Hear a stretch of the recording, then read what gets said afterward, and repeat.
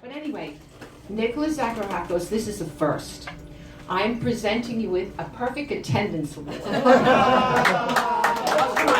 I put it together this afternoon, and Scott taped it to this frame so it looked presentable. Okay? And it's the second Tuesday present in recognition of his continuous support, presented this day, January 12th, 2016, our 18th anniversary celebration. And I made a newsletter, and on the newsletter, pictures of all the people who have been helping me. Not all, most of them.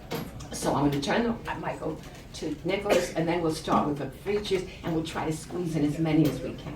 All right. Nicholas Zaharakos.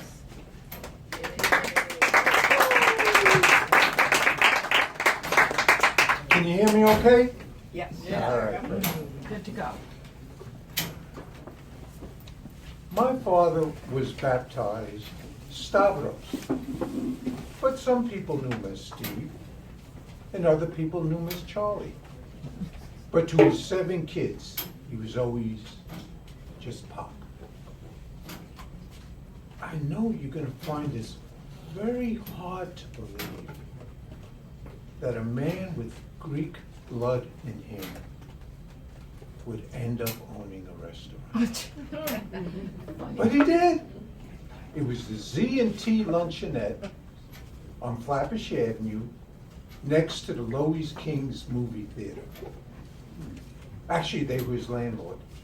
He had it in the 60s and 70s when movie theaters and the city was in a decline. But it was a neighborhood haven.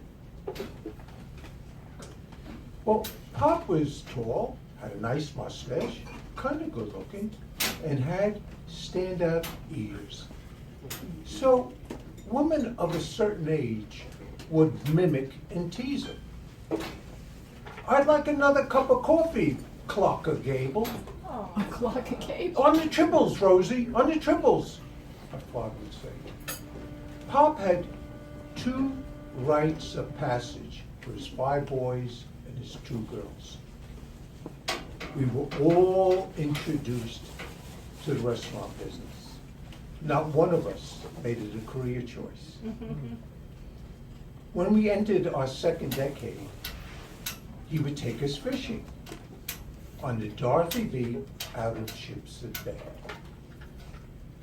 Now, when Pop got older, he kind of got younger, and I ended up taking him fishing.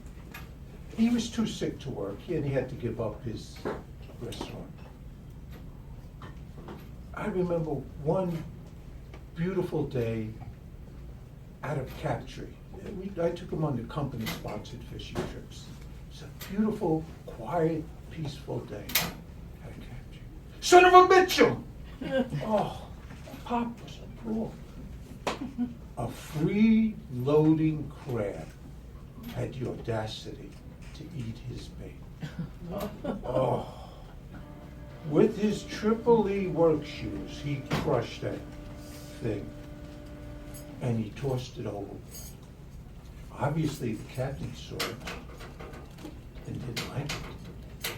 Got on the horn for everybody to hear. If you're not going to eat it, please don't kill it. But Pop was Pop. And in 5 minutes, another crab got hooked. I guess word didn't get around.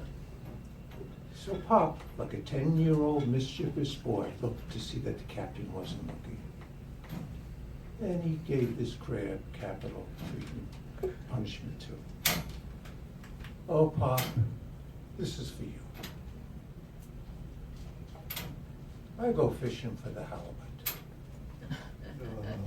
But I get the blues if by some fluke I flounder and only catch a crab.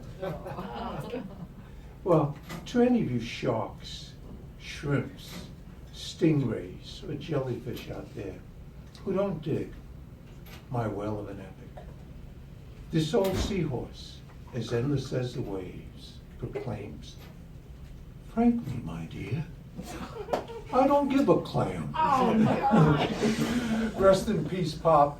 And thank you, John and Judith Callis. Do